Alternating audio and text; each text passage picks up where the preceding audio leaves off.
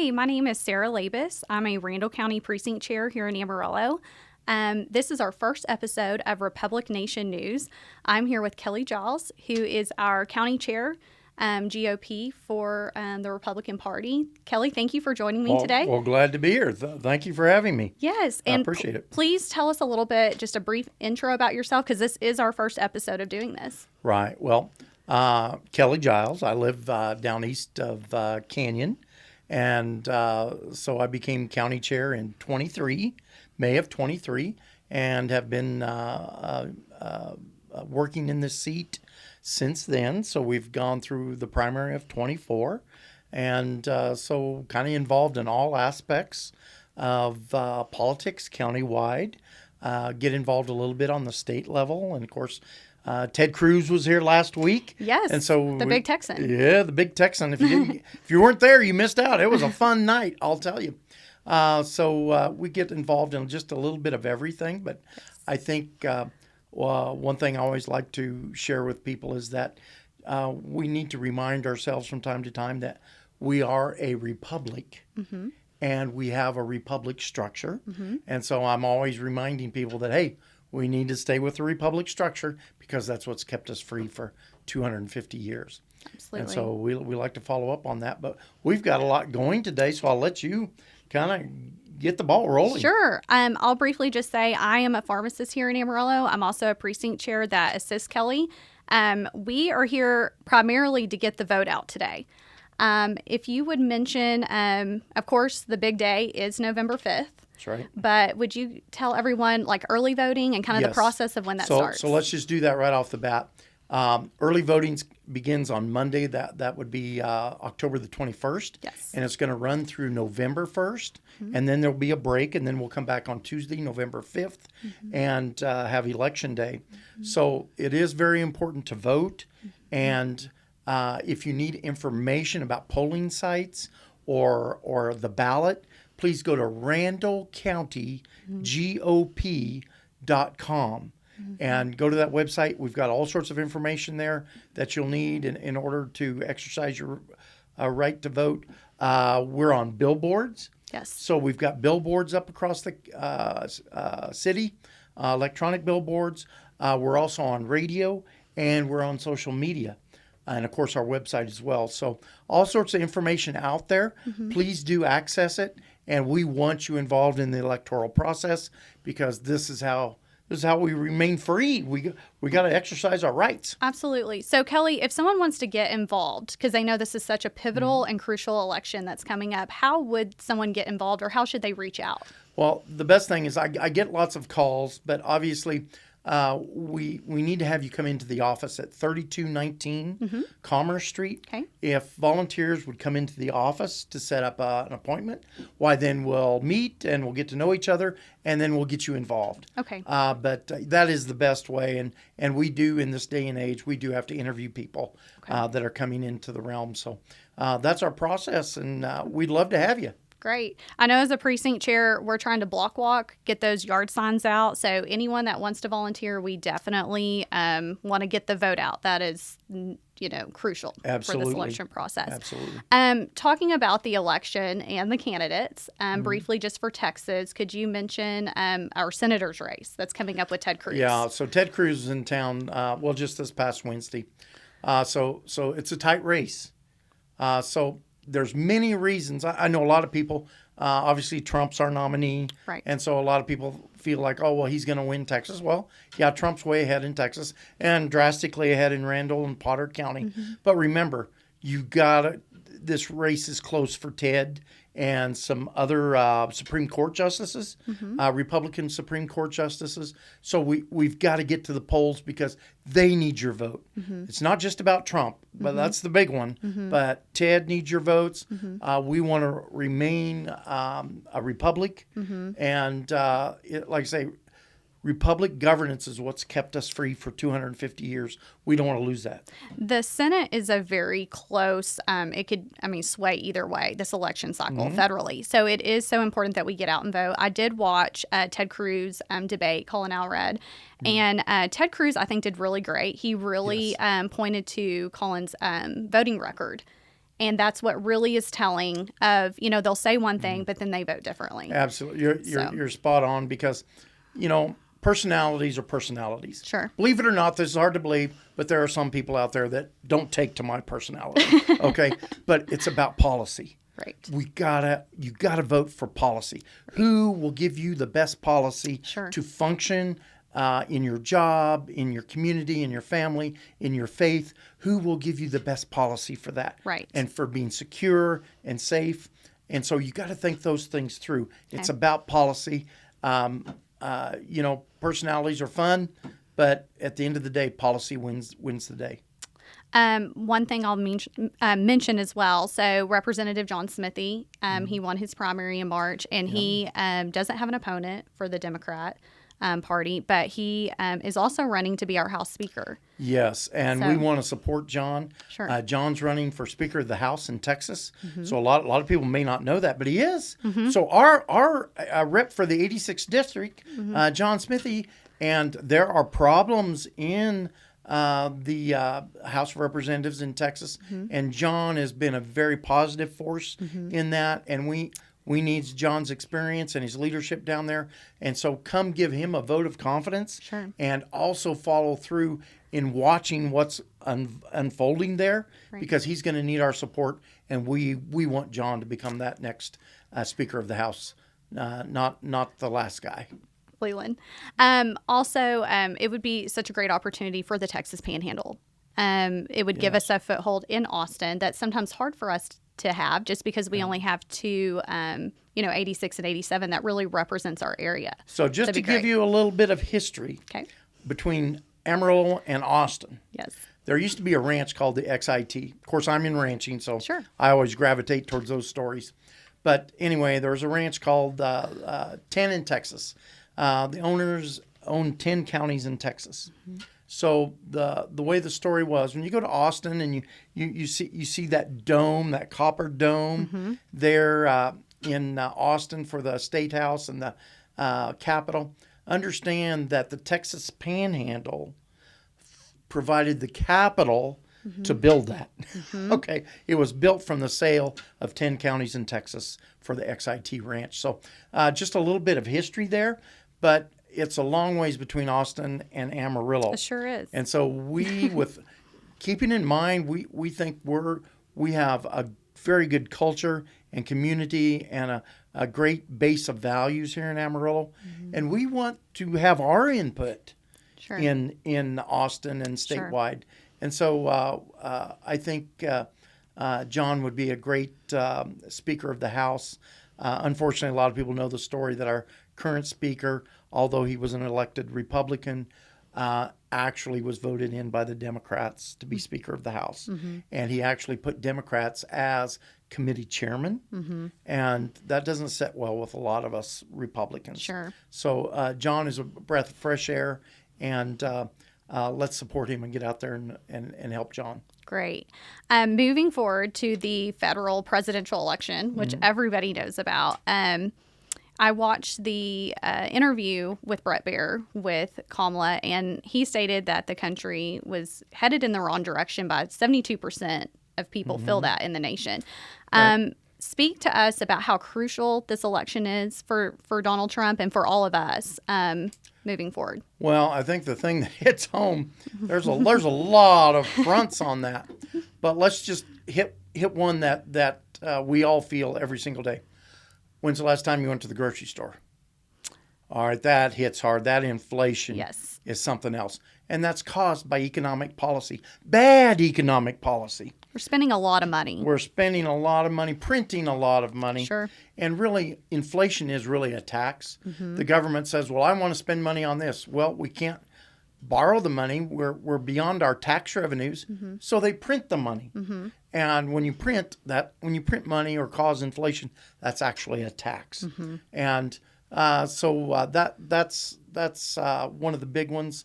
One of the other things that we're so much concerned with here in Texas is the border. We're a border state. Yes, and we've had like 22 million people cross the border over the last 5 years, and especially the last 3 years.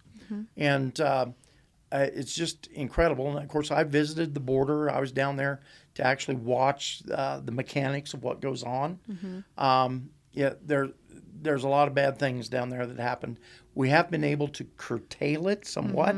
Abbott had finally got in a position where he could squeeze it down a little bit, but it's still ongoing. But we've got to enforce our immigration laws that are already in place. Yeah, we're not enforcing our federal laws. Exactly. We're just not enforcing our laws. And so that's another big thing, because that's detrimental, because, you know, to handle 22 million new people into a 300 million person country, that's not quite 10%, but that's approaching 10%. Sure. And the growing pains that go with that, the housing demand, the jobs needed, everything that goes along with healthcare, education, man, they have really put our education system, our healthcare system in a bind trying to keep up with that influx. So a lot of issues there. I mean, our schools, puts a burden on the school system. Sure. And you know, I think one thing I'd like to get across, that we really need to take our opinions and our culture and our influence to the state school board. So be sure to go out there and vote for Aaron Kinsey. He's on the ballot. Okay. So he's our rep here for our district, and he's doing a great job. We feel like he's making an influence, but we need more conservative people on the state school board. Sure. Because that's what trickles down to us locally. Sure. And we need that conservative, what I call back to old school methods. And we're great at building new buildings and buying new buses, but I don't want to get off on this, but I think just one thing to hit home for everybody that's listening. In the state of Texas, did you know that 30% of all graduating boys, there's just 30% of all graduating boys from high school do not seek college entrance, nor are they going to trade school, nor are they seeking a job. 30% coming out of high school. That's a huge problem for us culturally. So that really is a trickle-down effect of what's going on at the state school board. Sure. I think that has to be addressed. And so that will affect us culturally on down the road in a tough way. So these things are all very important. So that's why we're here today. Yes, absolutely. Two things I was just going to tag off of kind of what you said with the border. There is a CBP One border app that's making it easy to process migrants to come through. So you can go onto this app and basically claim asylum when you come through. So they're helping process people quickly to come through. And then also just to tag off the hurricane that we had in Florida. 2 hurricanes, and it's a loan that the government's providing $750. And they have to pay that loan back. Yeah. And whereas with migrants coming through, it's $2,400-$2,500. Then we're going to put you in housing in New York City, you know, with free hotel rooms. So, I mean, we need to take care of our own first. We're not taking care of our citizens first. Yes. And that's why, you know, Trump, which we're going to transition to, you know, just talking about him. He, you know, is Make America Great Again, MAGA. So Trump had great immigration policy. Yes. We had no trouble while Trump was in office. And he does have a track record. Tom Holman, I mean, I've met with him, and he, you know, is head of border security. And on day one, if they get back in, I mean, they are going to extradite people out of the country. So things will happen very quickly. Yes. And, you know, and this takes support. Just everybody out there, remember, you have to maintain your support for our leaders that are doing our business for us. We have to support them. If we get one we don't like, we have to let the election process fix that. But when they get in there, don't think your job is done by just going and voting. You've got to continue to support them. And we don't want to just talk about this. You've got to take action and actually go vote. So that's why I just want to reiterate, we need everybody to go vote. It's showing that Trump is polling probably about 2% higher than Kamala nationally. Depends on the poll that you look at. But we don't want to get comfortable watching these polls. I mean, we need everybody to go in. And he would call it too big to rig, where you just go in and we are flooding the system voting. And that's what we want from everybody here in Amarillo. That's the what I call the manufactured votes. Yes. They're probably the biggest risk in this election, are the manufactured votes. But we don't want to deter people to say, oh, my vote doesn't matter. It's going to be it matters, and we need you to go vote in this election. Yes, absolutely. We have to flood the electorate with votes because this is extremely important. To me personally, this is my personal opinion. This vote is really: do we go down the path of socialism if we stay the course like we are, or do we pull back and say no? We want to get back to our roots, our base roots of a republic form of government, and with that means tight immigration laws, and that means tight fiscally conservative laws. So we want to make sure we get back to those base roots. And, love him or hate him, Elon Musk, he has said that this could be our last election to truly really be able to vote in. And so we don't want to take that for granted. Yes, I've heard that from many, and I believe that as well. Yes. I believe that if we don't change out the leadership, we're going to a one-party system. That it'll probably evolve into one party, and it won't be the Republican Party. But that's why we're here, because we're not going to let that happen. That's right. So that's why we're here today. Okay, so now I'd like to transition to talking about Amarillo City is going to have different propositions. There's A, B, C, D, and E. So I would like for us just to briefly give an overview, because some people, when they go in, they know Ted Cruz is running, they know, Donald Trump is running, but these propositions, some people don't. The first time they see them is when they go in to vote in the voting booth. So could you give us kind of an overview, and we go through those briefly? Right. Well, I'll say this. Review the propositions very closely. And I'm going to give you my insight on them. But I'd like to start off with B. Start with B. Okay. Start with B. Okay. And that is the proposition to expand the city council from a 4-member city council, 5 with the mayor. So we go from 5 to 7. 7 total, including the mayor. 7 total. And so everybody's got their opinion. I guess I pull on my background. I was very fortunate to have gone to business school. And so I pull on that background a little bit there. So I'm pulling from the Harvard Business Review, many of them that I've read. And so when we look at Amarillo, I look at it and I think, wow, this is a nice place to live. This is a nice town. And yes, we have our challenges. We have our problems. No doubt about it. And that's for us to work to continually improve things and make things better and make adjustments as we grow. I get that. But I think, according to my knowledge and background, a 5-member board is going to be the most efficient. And one of the main reasons why is that, according to my background, so there's 5 members. So if you take 1 and divide it by 5, that means each one of the members has a 20% voting leverage. Right. And so 1 in 5. 1 in 5. So that's 20% for each one of them. Historical and empirical evidence has shown that when you drop below a 20% voting leverage, your influence drops considerably. And over time, in just a few years' time, that will transfer a lot of the influence and the power into the mayor's office.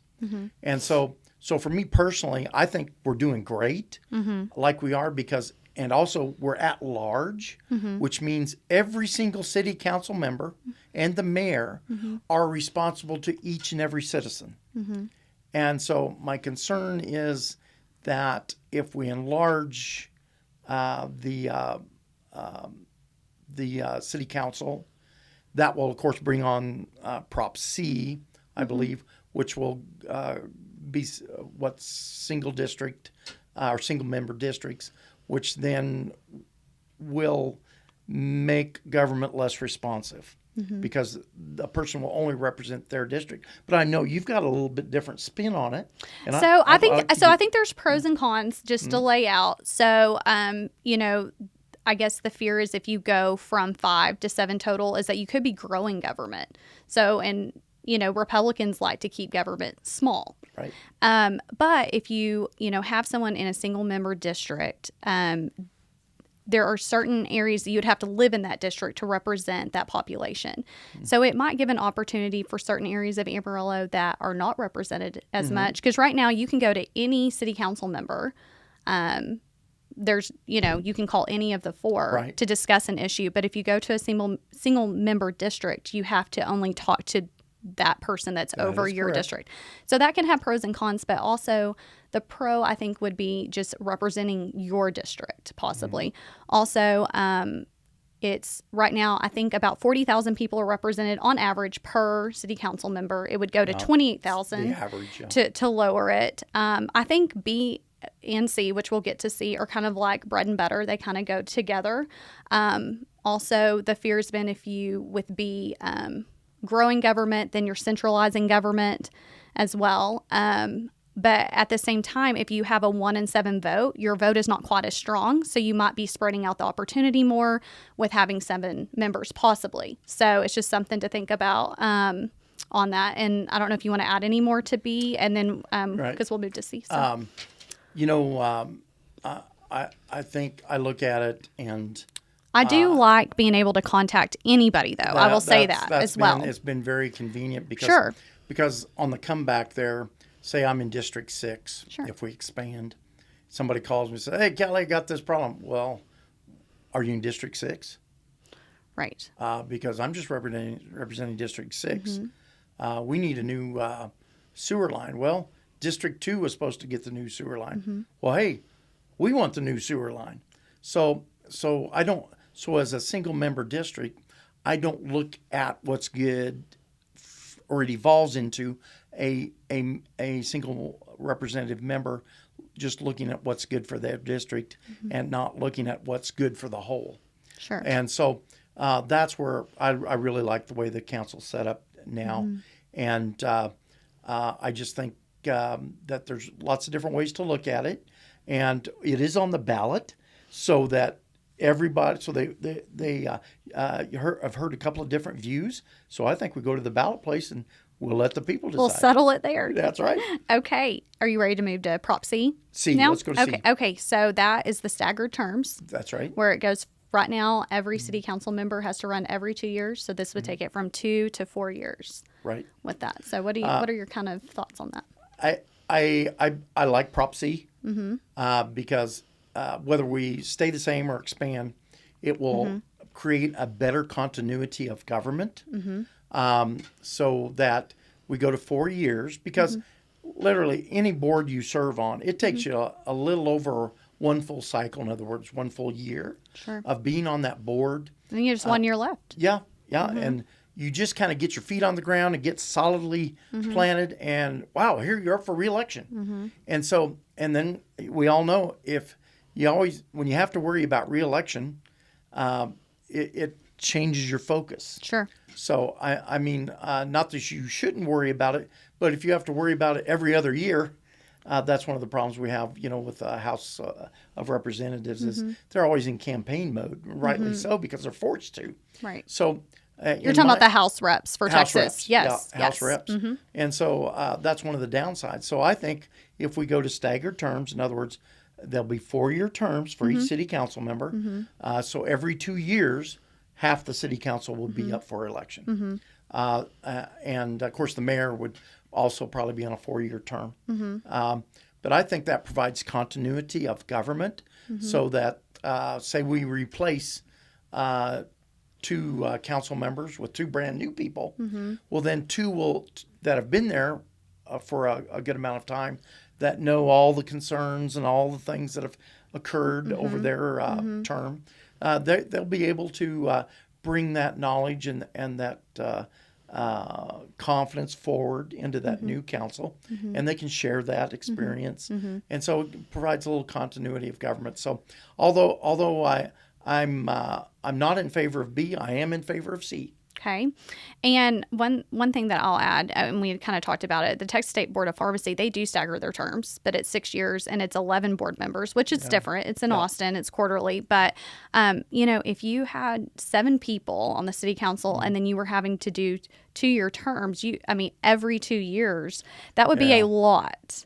And so B and C go together to me a lot. do. So I feel like if B were to pass and they did go to 7, I think the staggered terms would absolutely be a necessity because it would be really tough to Well- run elections every Well, every 2 years for 7 people. think about that from a voter standpoint. Sure.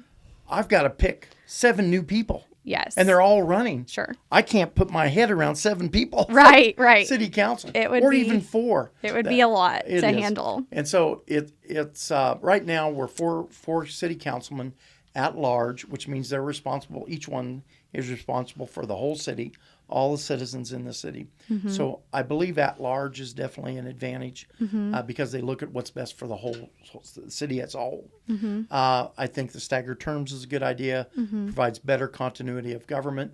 And so, I think we're ready for the next one. I think we're, A, B, C, D. So D is the mayor and city council recall process. So it proposes to adjust the number of signatures that are required for a recall petition and modify signatures and timeline requirements. Yes, I think the old way was a little bit outdated. So I think if we go to staggered terms, 4-year staggered terms, then this recall change makes sense.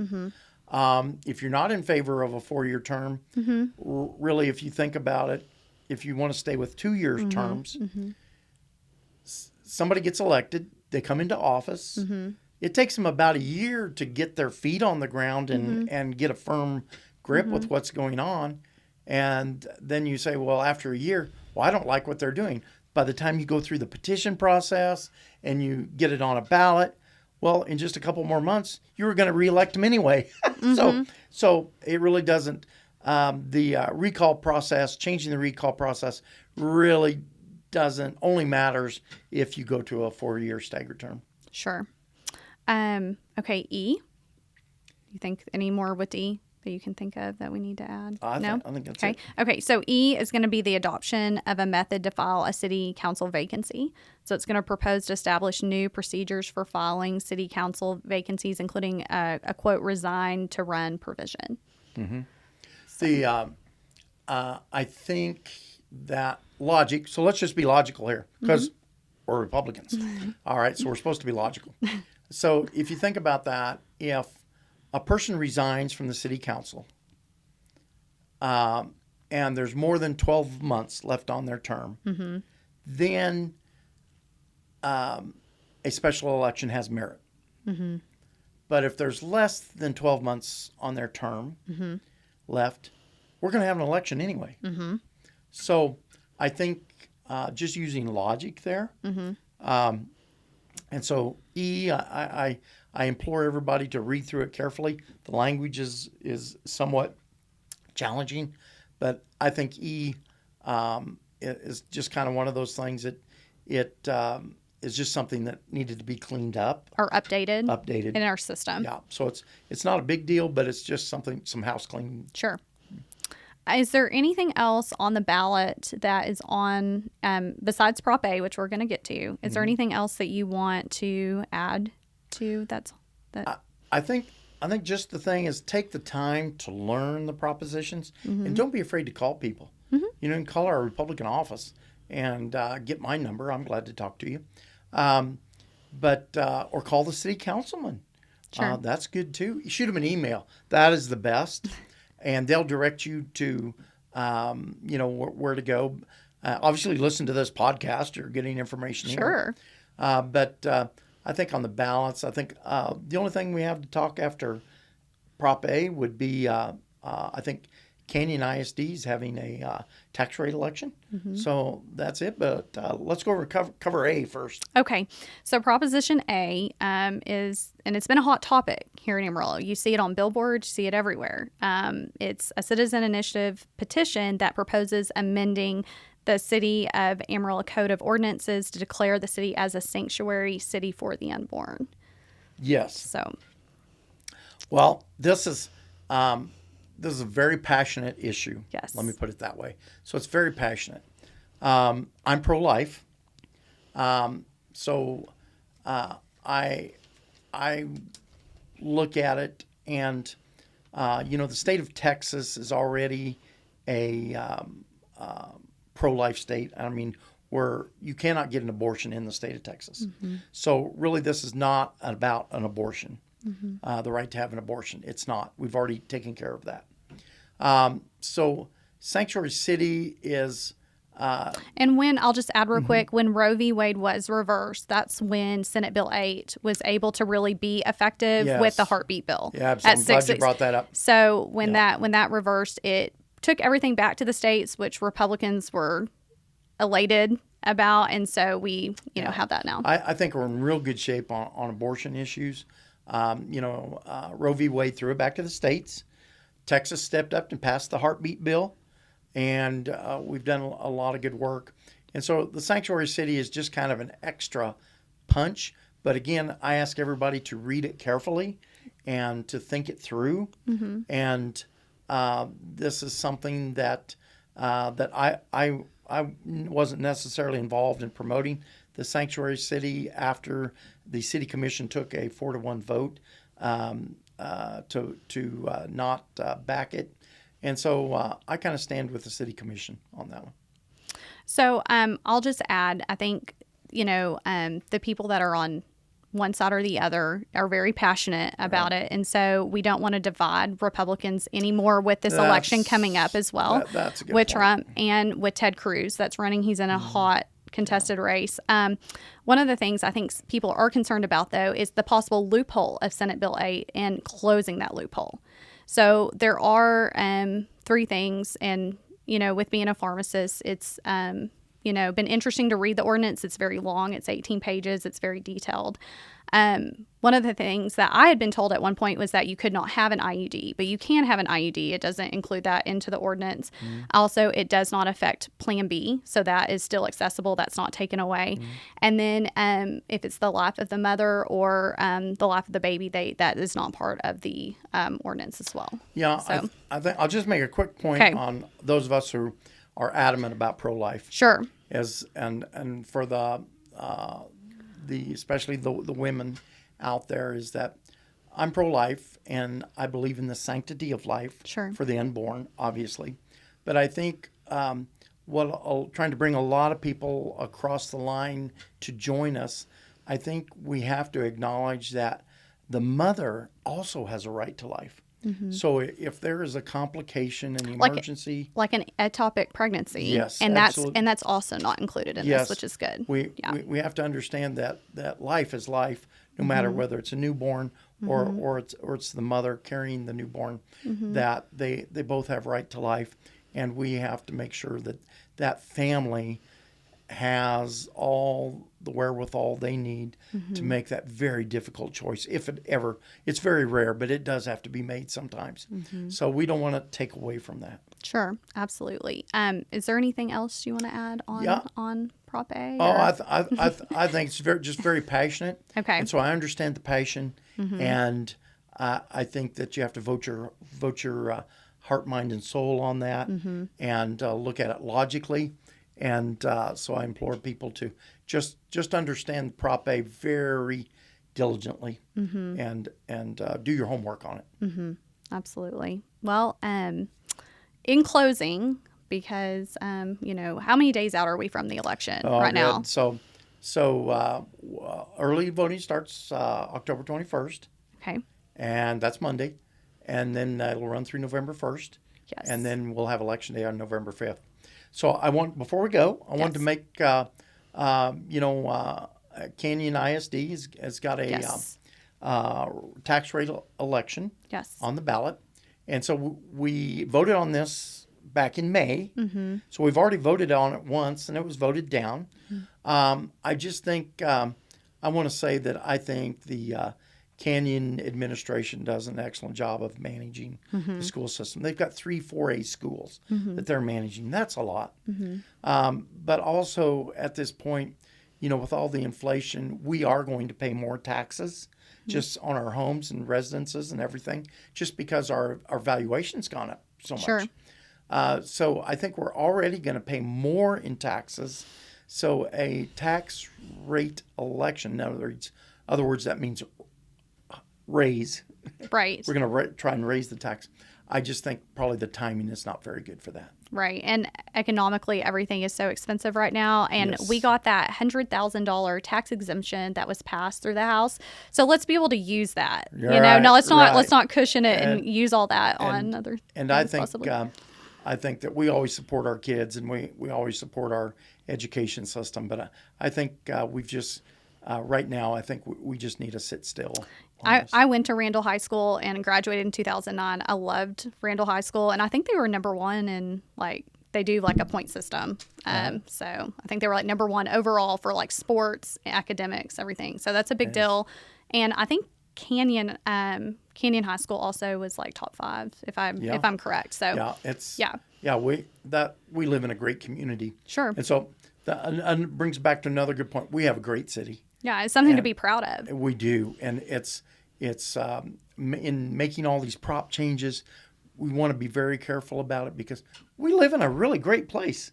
Randall County has one of the lowest tax rates for the county. Not talking about school board, but or school district, but countywide, we're one of the lowest. We have one of the lowest crime rates. We have one of the highest household incomes in the state of Texas.